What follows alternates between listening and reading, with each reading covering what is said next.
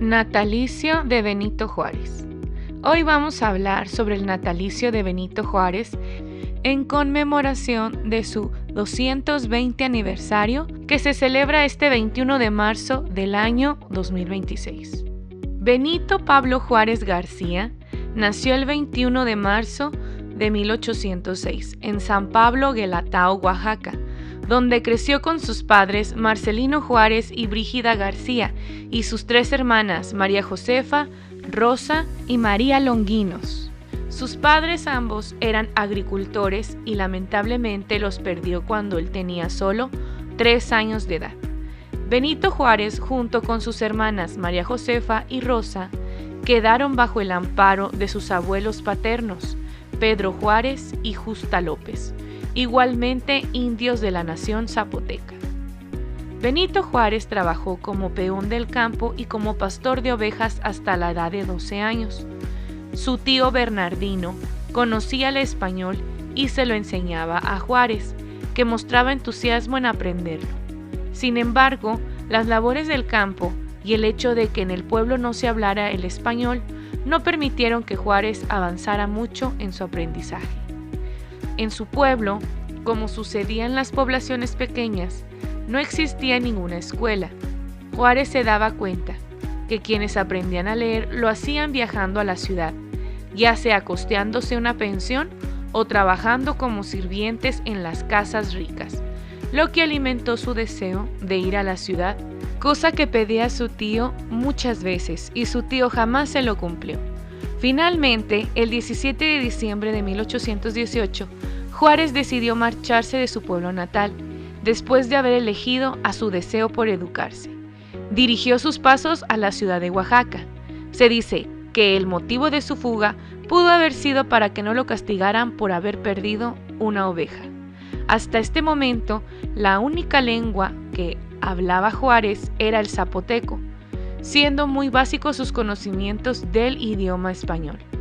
El mismo día que llegó a la ciudad, Juárez le pidió alojamiento a su hermana Josefa, quien trabajaba como cocinera para una familia rica de un comerciante extranjero de nombre Antonio Maza. Juárez se inició cuidando la granja, con un salario asignado de 2 reales. La hija adoptiva del señor Maza, Margarita Maza, años más tarde se convertiría en la esposa de Juárez. Salanueva, sacerdote franciscano de la Tercera Orden, recibió a Juárez en su hogar y taller, además de ofrecerle enviarlo a la escuela. Luego de cambiarse una vez de escuela, debido a que no sentía avance en su aprendizaje, inició nuevos cursos en la Escuela Real debajo del tutor José Domingo González, quien le dio un fuerte regaño por considerar su escritura deficiente, cuestión que lo ofendió profundamente. Juárez sufría, además, junto con los demás niños de su condición indígena y pobre, la discriminación, ya que mientras que el tutor impartía a los niños llamados decentes, a los de su condición les instruía el ayudante del tutor.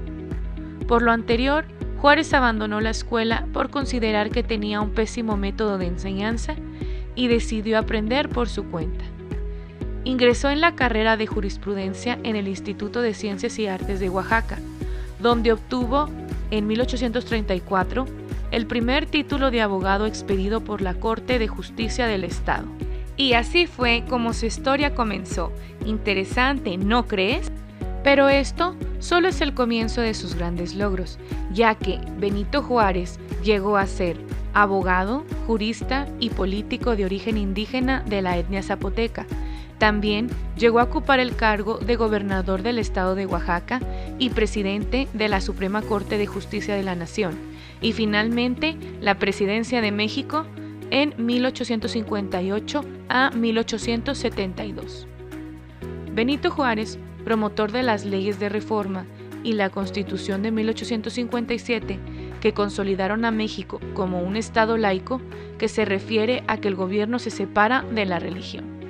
También conocido como el Benemérito de las Américas por su lucha contra la invasión francesa, a pesar de tratarse de un presidente sin antecedentes militares. Su célebre frase, entre los individuos como entre las naciones, el respeto al derecho ajeno es la paz, dicha el 15 de julio de 1867. Simboliza la justicia, la convivencia pacífica y la soberanía nacional, estableciendo que la paz se logra al respetar los derechos fundamentales de los demás.